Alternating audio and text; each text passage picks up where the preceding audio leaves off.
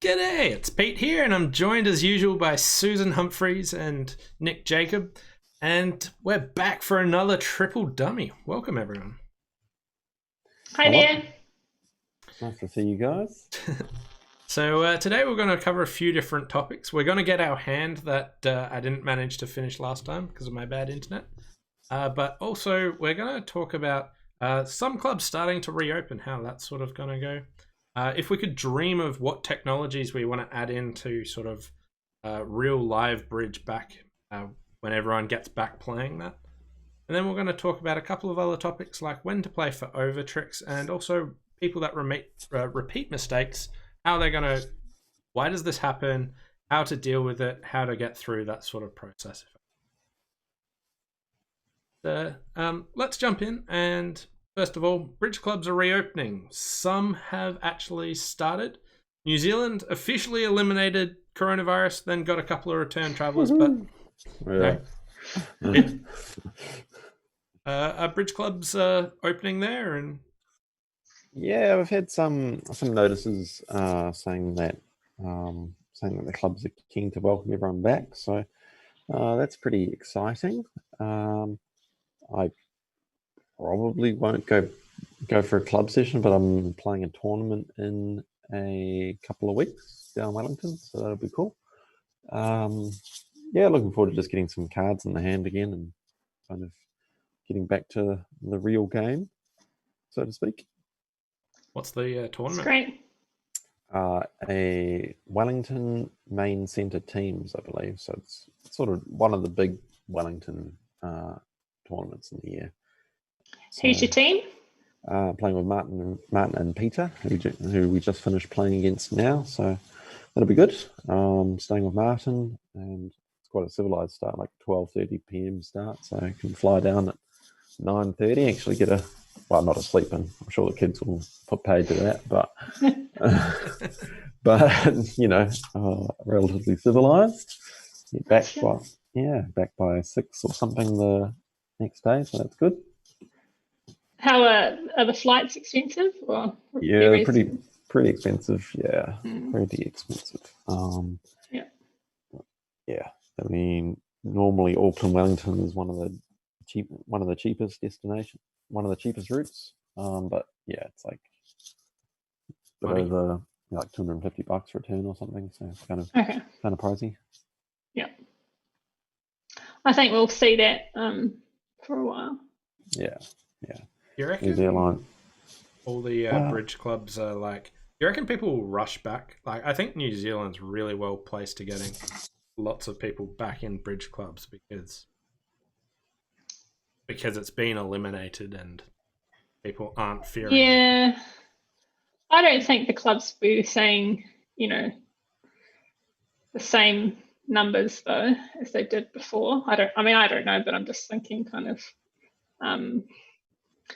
people's kind of perception and cautiousness, and maybe that's what they should be doing anyway, just smaller sessions. Maybe running a couple extra ones a week just at a smaller volume. I wouldn't be surprised to see big tournaments but relatively small club sessions, I think. Because tournaments always kind of get the slightly more keen players, I would say. And club sessions rely a lot on the regulars, and I guess people will be quite used to their routines by now, not having these club sessions as a part of them. So I think Susan's right. People probably go back a bit more slowly and think, all right, maybe I'm not ready to go back to my, full quota of bridge at the moment. Might take a few weeks or a few months to get people coming back in. Yeah, I think it'll take a while for just to build the routine of going out again. I'm allowed to go out. Oh, no, but I haven't really ventured out. I'm comfortable here. It's nice. We actually went out. We went out drinking and dancing. It was amazing. I haven't done that. Oh, nice. Yeah. Look, it was all right. It was pretty cool. Lots of people were out having a good time. But yeah, it's But you do get used to it, just staying at home, doing everything from home. How do you reckon the club's reopening will go in Sydney? Is it? I don't know. I don't think, I haven't heard any kind of our local clubs opening up. But yeah, no, I don't know. Sorry. It's kind of slower, really, I think. Yeah, it's. I mean, we've still got cases. We're still, you should still be, conscious of the fact. With such a I guess, dangerous group that if it got into it would just devastate. It's like just even a little bit around, it's like that inkling fear is going to have like a lasting impact on it. Yeah. For quite a while, I reckon. I know our state club's opening up in about a month. But they're limiting it to 10 tables, and they bring your own pens, I think, and hand sanitizer everywhere, multiple sets of cards, all these kinds of things to try and create like a safer environment. And the funniest one that I'm fairly sure is not going to stick around too long, but they're creating super tables. They're putting 4 tables together. So I've seen that. I've seen some of that. I'm like, that's a very big table. You just shout across the room to get the dummy to play. Yeah. No, that's really good. I always like the really big tables you get at like World Championships. But we're talking like 4 times the size. Yeah, that's great. Get that distance between partner, Do they play with giant cards, Ella? That would be awesome. Yeah, you go like Yu-Gi-Oh style. You just have this kind of card slot on top of you. You just start firing out cards. Might have to actually start tossing them in the middle just so people can see the cards from so far away. But I get why they're doing it, just to be extra cautious. But that one seems like as soon as that one can go, it will. But Well, yeah. Well, I mean, it will have to when the size of people, size of numbers come back. You can't fit 20 of those tables in the room. Do you know what I mean? Yeah. Interesting challenges ahead for clubs trying to reopen. I'm keen to see how it goes. I hope they come back strong, but then also I understand the dangers. But it'll be good to see how it goes in New Zealand. I reckon that'll be a really good case. Yeah, it'd be good for us to witness. Yeah, because how well you've done makes it seem like most people feel safe around it. Well, that it's not happening at the moment. So good to see how it goes there as a sort of leading in for how we might go about it. Anyway, any final thoughts on that? Looking for. Well, I'm hoping that you guys will be able to come over for New Zealand Congress at the. I assume it will probably require Australia's cases to drop to 0 and then some negotiation between New Zealand and Australia. But I think you'll get a lot of Australians wanting to come play if we can actually get there. Yeah, absolutely. Yeah. So fingers crossed, because that would be really cool, and I'm sure everyone it will be cool, but also got to be conscious of the, it's winter in New Zealand, Hamilton. We normally come away with a Congress cold. Yeah. Anyway, so I think the organisers will have to be kind of on the ball a bit more. Yeah. And the venue is going to have to come to the party as well. Yeah. Good point. Yeah. For tournament organisers, one Gold Coast sent out an email saying are you planning on coming if the numbers of COVID are down? Yes, no, maybe kind of thing to try and gauge numbers. But I can imagine New Zealand did the same. How really difficult it would be to actually predict what your numbers would be like. Like, should Gold Coast hire the convention center like they usually do, which has expensive rent, if half the numbers aren't going to be there or something? And trying to make that would be super difficult. And I guess lots of challenges ahead. Yeah, I guess a lot of it's contractual as well. So like they might feel, they might be obligated to stay at the convention center. In which case, they're going to have to push really hard to get people to turn up. But I'm sort of optimistic. I think that'll be in a pretty good spot by February. Come Feb, yeah. And especially in summer as well, people won't be so worried about picking up random colds and that sort of thing. Like Susan, you mean? No. But it's true though. Like, whenever you go to Congress, just by the end of the week, just everyone's snivelly. You're just dead. They said there will be a Gold Coast event. I have no doubt about that. There will be a Gold Coast, but like trying to predict numbers and then choosing an appropriate venue is an extra challenge. And definitely, well, I don't know, but I would assume that they've already got the venue locked in anyway. So whether they can reduce the size or negotiate some discount or something, I don't know. But anyway, on to the next topic, which was like, now that people are becoming more computer literate and technology savvy, what are your sort of dreams of what sort of technology stuff can be added into real live bridge, where in 10 years' time, it doesn't need to be like now, but like what sort of stuff would you like to be able to do? Would you want data on the hands that you played, or track your own results or other results? Or what would it be if you could, your wish list? So for me, I think, I think over the years there've been a lot of,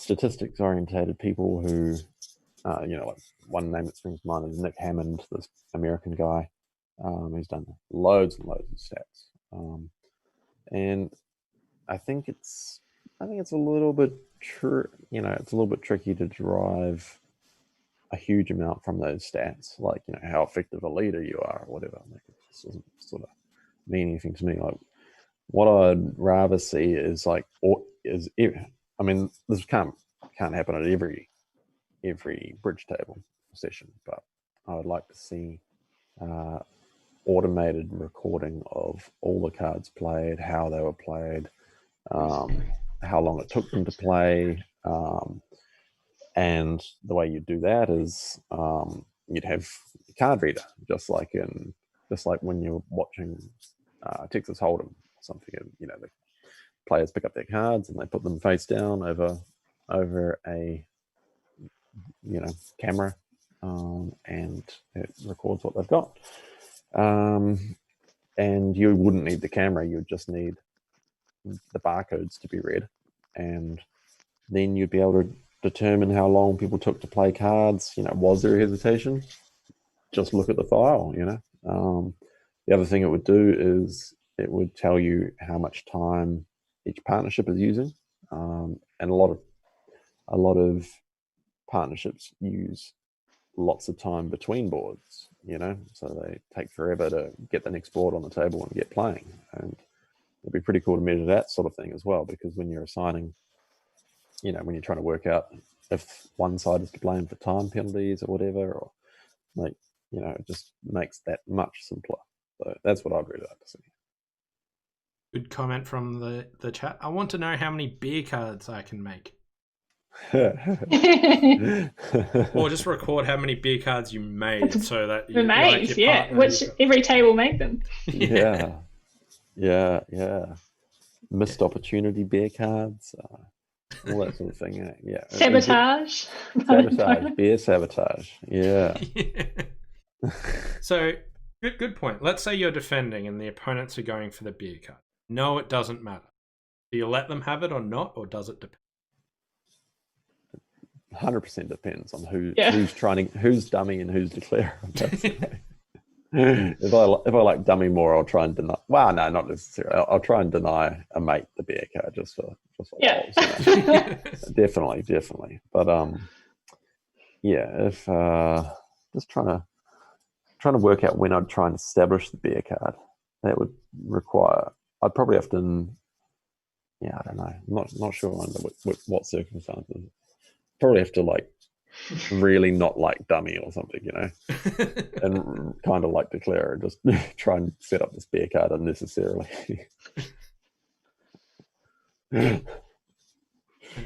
Susan, do you have any wish list things you would want?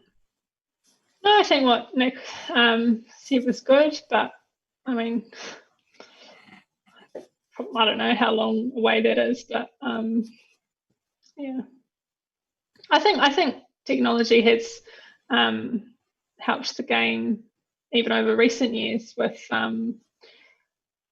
you know, all the records being online. You can go through the double dummy or whatever whatever the terminology is, and you know, you can see, oh yeah, okay, that's where I, you know, let them have the contract, or that's how they stop me making this, or yeah. I think, I don't know about you guys, but I've kind of had to try and ban myself from having the history tab open during a match, because I can just go, oh, what should I have done, you know, on Gib, and you really should be focused on the hand that you're playing at the time. So I've made a point of turning it off, but obviously if you're dummy or whatever, I'm back on. So yeah. I saw my partner, I was playing with Jess on Sunday night, and we're having this auction over Tuno trumps, and Jessica said, should be natural, like she alerted, you know, it should be natural, but S may have forgotten. And I'm like, afterwards I saw it, I said, I didn't forget. Yeah, that's funny. Because you can see the alerts after. Yeah. That's good. Well, it is interesting to see what your partner's thoughts are of what the alerts are. You're like, it's not really how I'd describe it, but yeah. Should be this. Should be what? I'm sorry.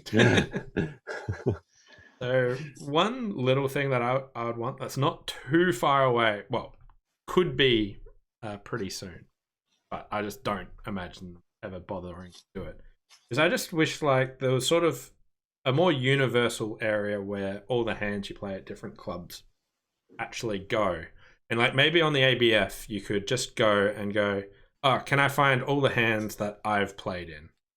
Like, rather than trying to find all the different websites. If it just linked to like your federation number.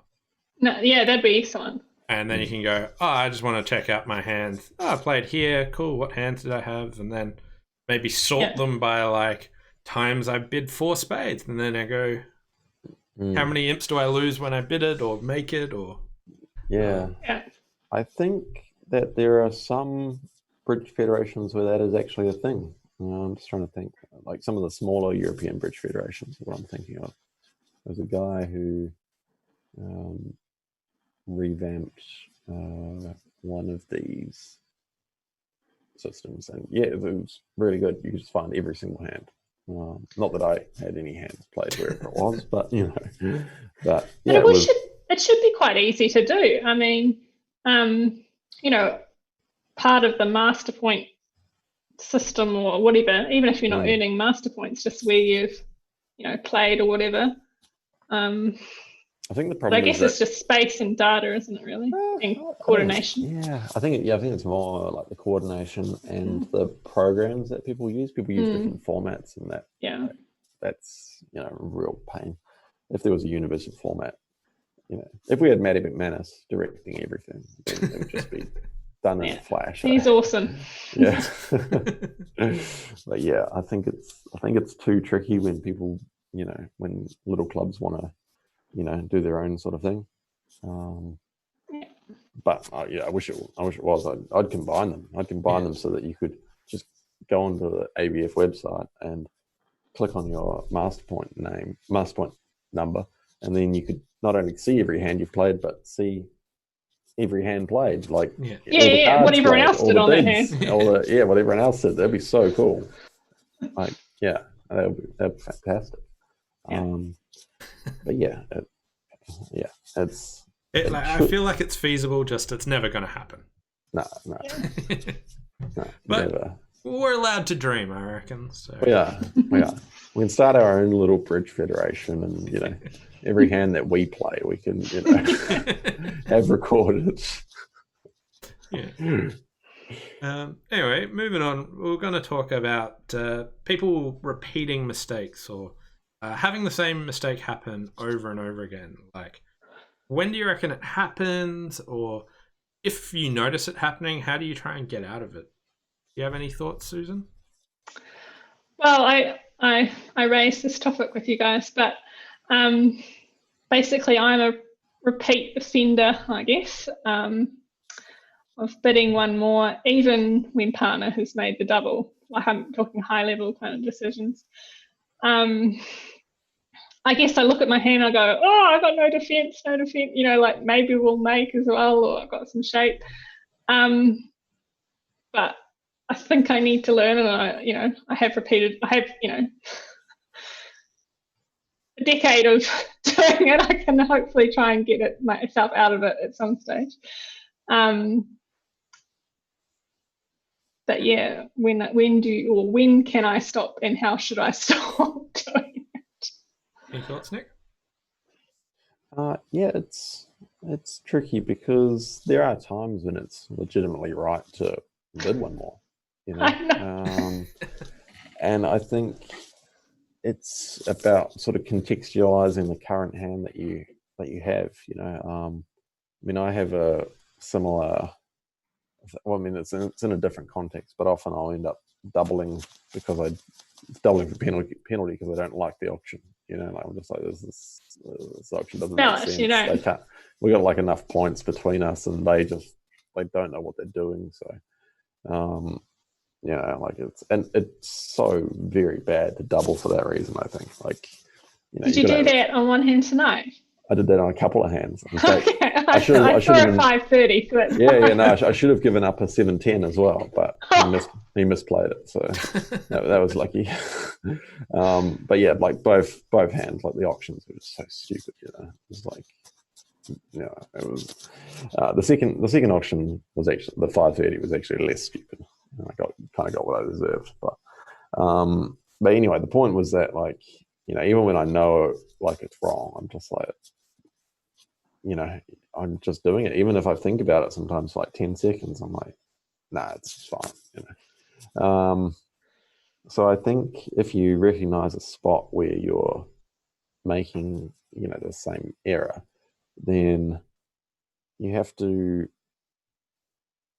can't be approaching the decision sort of emotionally, like, because you're thinking like, oh, I know this is a spot where I screw up all the time. You're already not thinking really about the actual decision, Yeah, that's right. Maybe this is the time to do it, and it's like, hang on, just let's just not go there, So you got to be thinking more about putting your hand in context with, what the auction has shown so far. Like, you might have some extra points, but you might not have extra shape, in which case it's like you can't bid on. In my case, I've got extra points, but I got no extra defense. I can't double, So, and like, if you boil it down to these really simple principles, they're quite basic decisions, I know, like, but I keep repeating. I know, same. It's frustrating. I mean, we're emotional people, like most bridge players make emotional decisions, and I'd say people regret it almost all the time. And yeah, it's just like I would say, I mean, I like the emotion in the game, but I think it's important to, like, tone it down and make it into more of a like actual logical thought process, and logical decision, rather than just, getting have my little decision tree. Yeah, exactly. Just follow it through, am I maximum, minimum? How's my offense? How's my defense? How's my shape? And if you just answer these very basic questions, you'll almost always get to the right answer. Like, the answer might not work, but you'll have done a reasonable thing. Yeah. And I mean, with bridge, it's never going to work all the time anyway. Exactly. I mean, the random hands happen that they've got the magic layout or whatever. Yep, exactly.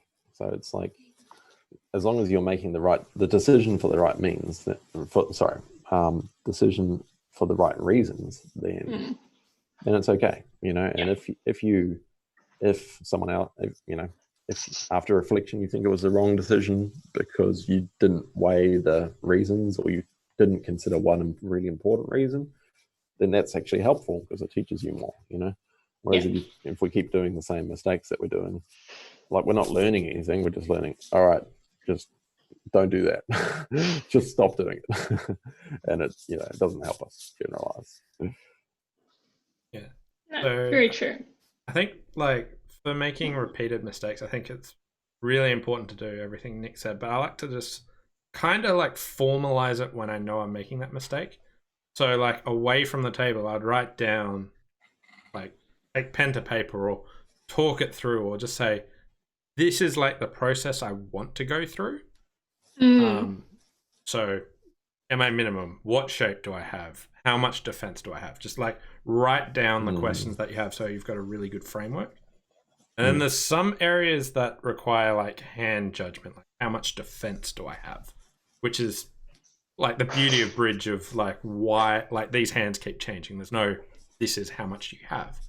But if it's an area that you keep making mistakes, I reckon online's a perfect place where you can just have this piece of paper and you can write down, you see this decision and you can write down what you think as you can see this happening. And then you can go and talk to someone and you can't back away from that you've written it down. When you go ask someone, you can go, oh, I bid on, and you can change how much you evaluated things. But if you wrote it down and they can go, yeah, no, I agree with it, but good choice, or otherwise, they can say, this little bit was maybe not what you should be thinking about. Like that, Yeah, absolutely. That's really good advice because it makes you accountable to yourself as well. Yeah, it's and especially your partner if you're in a serious partnership, Yep, and team. Yeah, I mean, yeah. But I mean, the team's not really. I mean, I guess it is if you. Yeah, I understand. Yeah. And the key point: ask people. Get as many viewpoints as you actually can on that. Yeah. Yeah. And then just keep making them for 5 or 6 more times. Just to be sure, yeah. And I just went blank. The other thing that we're going to topic on is sort of making overtricks. What are your thoughts on how often should you go for overtricks? Do you try for them very often, Nick, or are you try and make your contract, or what sort of things change? Obviously, scoring format, but yeah. So I think so scoring format's a very big one. There's one that sort of came up with Ella. Actually had it twice in 2 matches in a row, and it was playing in 3 and a trump, and you've got King 8 to 5 opposite Ace 10 9 4, and you have enough stoppers everywhere else. You've got 9 plus tricks. As long as you get four diamond tricks, then you can be fine. And you can see that it's you're guaranteed to have 4 diamond tricks. You just play. It doesn't matter which hand you start from. You start with a low card first. If they show out, you can rise at the honor and lead through the remaining Queen Jack X. And if they follow low, you can just insert the 8 or the 9 or the 10, whatever's appropriate. And if that loses, then the others will come down. So it's you have 100% line to take 4 tricks, but the only time it picks up is when you lead through the Queen Jack 4th. first time. If you lead through the void, you can obviously pick it up because you see what's going on. But it's only necessary when you lead through the Queen Jack 4 and you miss out on a fifth trick a very large amount of the time. Basically whenever they're 2-2. So it's like if you're looking at that at match points, it's obviously a no-brainer. You rise and try and take your 5 tricks. But at imps, it's kind of it's an interesting problem. And actually, in all the old textbooks or whatever, they would say, just play to the 8. You guarantee your contract. But with the way the imp system is, like if you lose one imp, like how often do you lose it? So a 2-2 break is what, like 40% or something? It's a bit higher than that, I don't know, 40%. And you gain like 10, it depends on the vulnerability. You gain like 12 or 10 imps, and you gain that like 5% of the time. So it's like you sort of weigh these up, and it's kind of and especially as well because often the 4-0 break is like not that is even less likely than usual because the opponents might have bid, right? So you look at it like this and you think, well, and I think most really good players just hate giving up the imp. They're always going to try and take 5 tricks, and if they're unlucky enough to have led through the Queen Jack 4 to start, then so be it. But I think most of them will work out. If they can work it out, they'll work out which hand to start from to see if there's a void. And if they were wrong, then like that's like that's getting down to like 1 to 2% chances of going down in this thing. So yeah, I think that's interesting. I think that I think it's worth considering whether to make these safety plays. So you're a solid go for the overtrick general kind of guy. It depends though. I mean, like that's a very specific example, that one. I think you've got to, if you're in an unusual contract, maybe your opponent or the rest of the room's not going to be in that, then you're playing to make the contract. I mean, all that kind of stuff. Yeah, exactly. Take into consideration. If you've bid like a really tight game or really tight slam that you don't think people are going to be in, that extra overtrick is going to make no difference to the score. Correct. So guaranteeing those contracts for sure. But just if you're in a standard contract, I think far too many people think, I should make my contract. Whereas I love going for those overtricks and that extra imp here. And the amount of times you get 1 or 2 in, and that just over 8 boards, you might pick up 8 to 10 extra imps. Not that it happens on every hand, but I think going for those overtricks is super valuable. And I really, really. What about you, Susan? I think well, kind of growing up in New Zealand and playing in New Zealand, where most of the club games and most of the kind of weekend, Saturday Congress kind of thing is match points. We kind of got it drummed into us to go for the overtrick. Then when we were playing teams and representing your region or your country, it was kind of make sure you make your contract. You don't want to, because lots of times in match points we go for the over and we go down. So top to the bottom, but you just can't do that in teams, I believe. I think you need a forgiving partner and ignorant teammates. Yeah. But like, if you discuss with the partnership like your philosophy on like how aggressive it was, and or like how aggressive you should be for overtricks. Are you a partner that's okay if partner goes down in a game going for an overtrick? And my theory is like you should be, but what I like my partner to do is explain why they thought the overtrick was on. Right. and I want it to be like a valuable overtrick, and like you have these discussions that aren't like really judgy at them for like throwing a game contract, but makes them accountable, but also still like driven to try and get that extra trick. Yeah, I mean, I'm definitely a believer if your contract's safe, go for more. So, you know, on BBO and stuff, we just, claiming here, there, and everywhere, where maybe we shouldn't be claiming as much. We should be, drilling it out, because people make mistakes, don't they? I mean, all the magic position that we've never seen before can come up, and you do make extra tricks. Yep, that's true. Anyway, do we want to jump in and look at this hand? So there's the hand from last time, where unfortunately my internet cut out. But there's no solution to this, so there's just our thoughts. But basically, we're north-south, and we're playing in 3 no trumps by south. After basically we kept bidding no trumps because that's going to win in the end.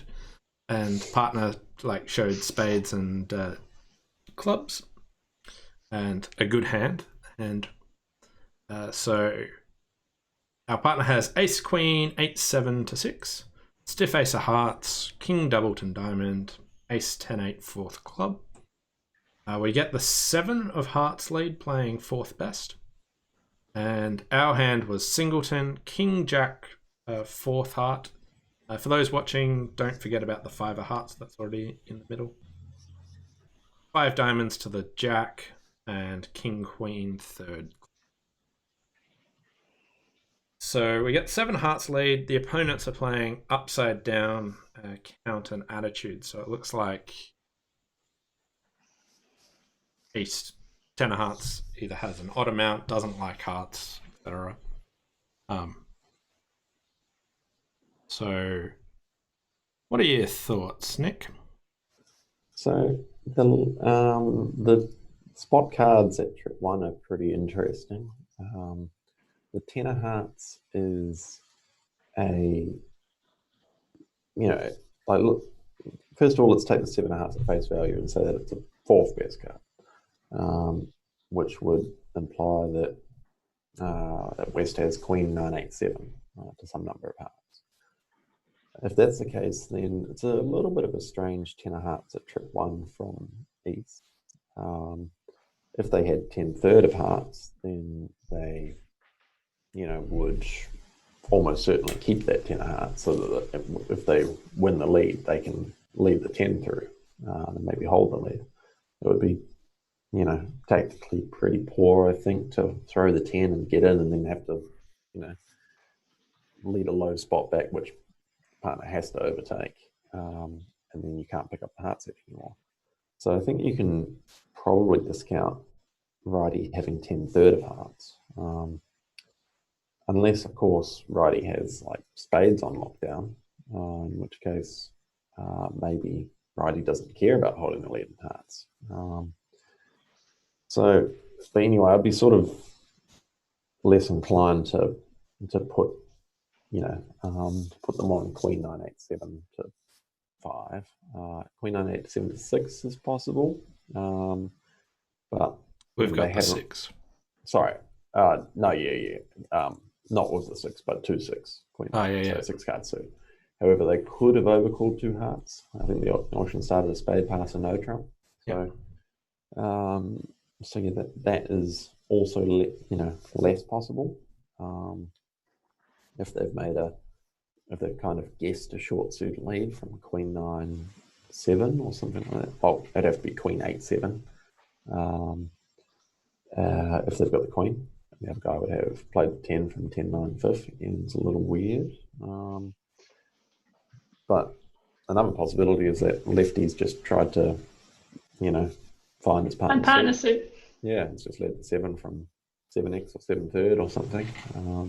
And righty can tell what's going on, because we've insisted on no trumps all these times. So righty's actually discouraged from an original queen 10-9 to 5 or something like that.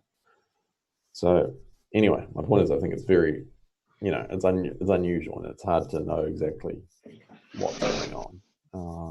But I'd be sort of worried about the two possibilities of,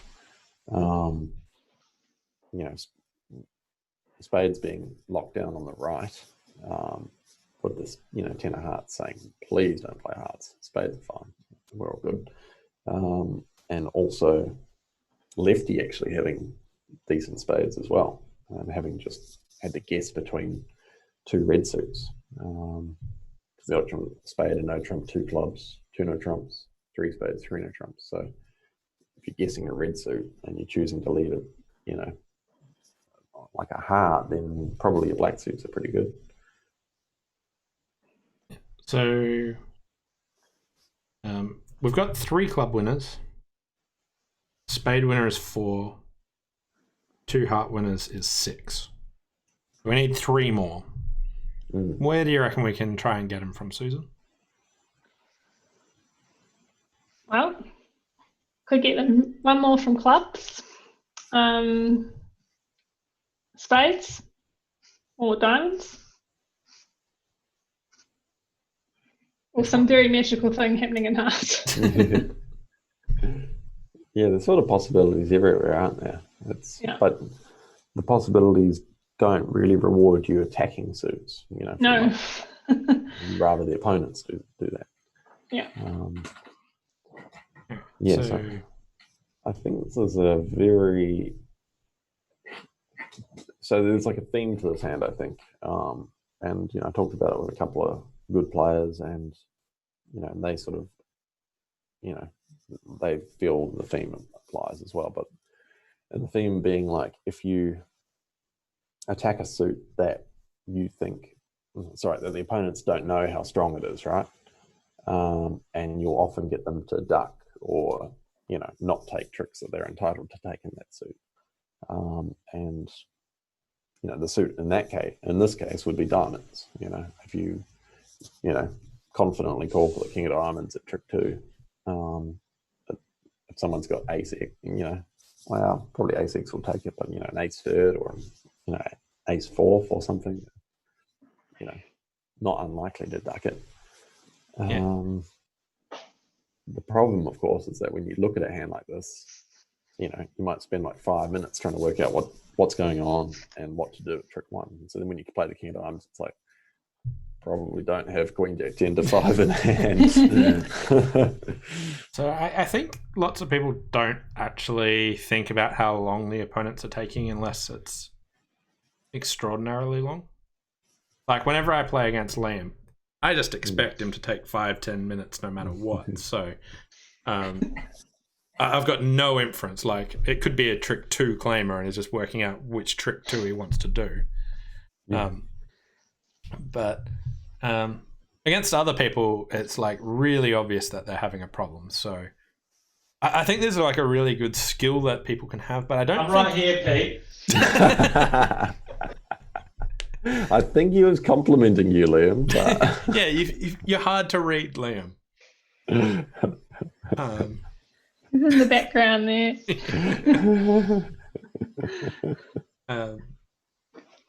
Yeah, so like I don't think taking too long will give it away most of the time, is what I'm trying to say, unless it's super out of tempo.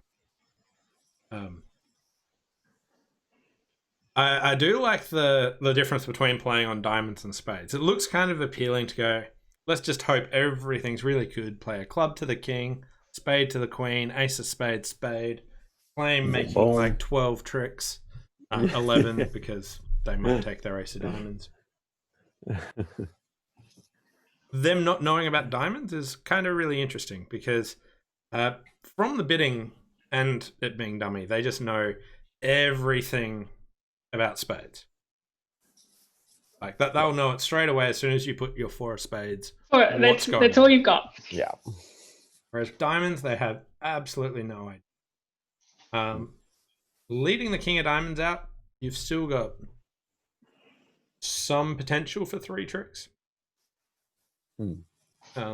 Especially if they duck, but even if they don't. Also, if West wins, they're very likely to continue a... Well, they're not very likely, but they may continue a heart. Just they won't want to switch to a spade. They play a club, that helps you pick it up. So I like the idea of the King of Diamonds. I'm still not sure if it's the best or what to actually do here. It's like, there's the type of hand I don't really want to commit to.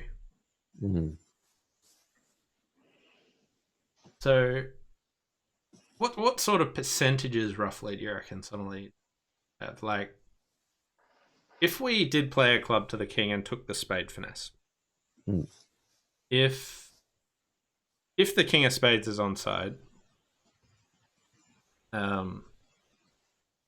then if spades are 4-2, we're still probably making... Like, it depends who's going to get in first. We got a lot of extra possibilities. Yeah. Even just taking that queen of spades trick is pretty helpful.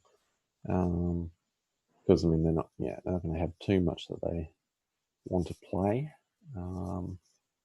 We are sort of bereft of entries to table to keep working on those spades. That's. I mean, they're not going to have a great play. If when they win the third spade, they certainly can't catch the fourth, so they just have to play something. If lefty's got the four spades, then he can't play a heart, and diamond is going to be helpful as well. So, it's I think if spades are 4-2 with the king onside, and the 4-cut spade onside, then it's pretty good position to be in.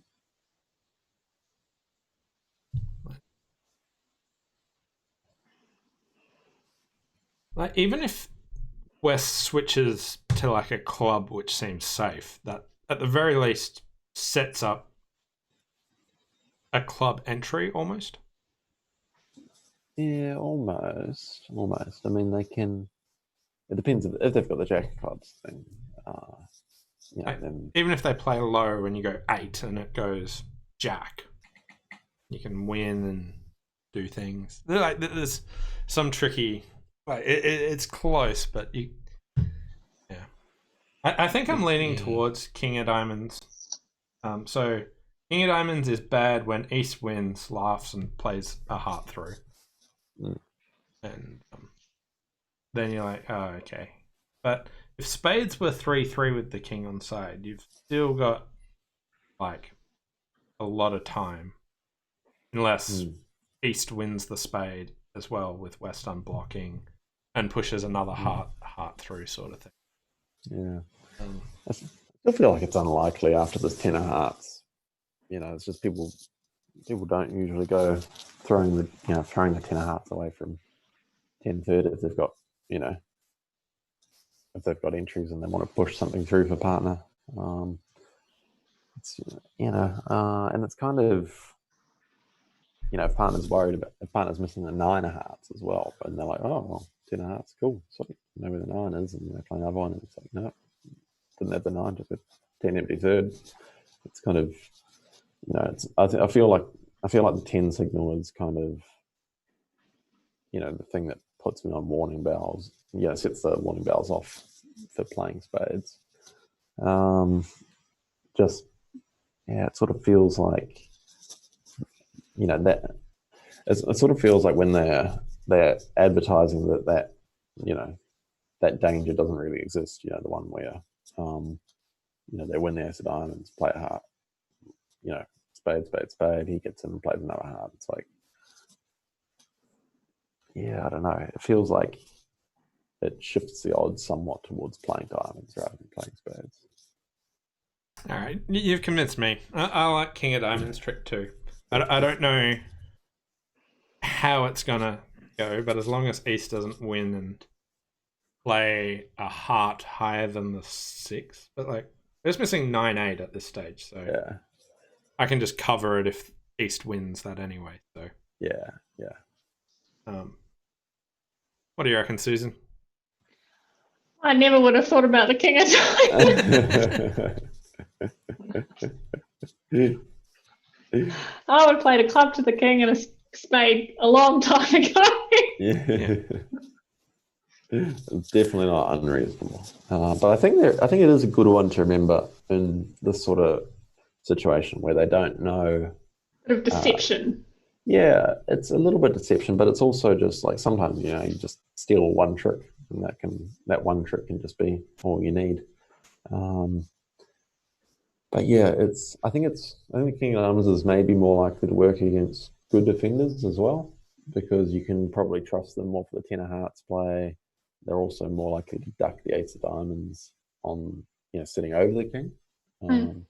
Whereas, most defenders would just win the ace. So, are we allowed to know what happened on the actual hand? I don't know. No, we don't know. No You're allowed to know if you can find out, but we need Pete's system in place so that we can just look it up and find out. Yeah. Input see what cards the rest of the 30 pairs did. Yeah. I don't even know what the other 26 cards are. So okay. It's a very pure problem, It's just for the love of the game, it's a competitive discussion. I'm a result merchant. Come on. Yeah. Well, there's no result. Fine, Susan. You made 11 tricks, and we both we both went down. No. I don't know. I'm just joking. Well, anyway, we might wrap it up there. Thanks everyone for watching, and thanks Susan and Nick. And thanks Pete. Thanks Nick. Thank you guys. Next time. Bye. See ya.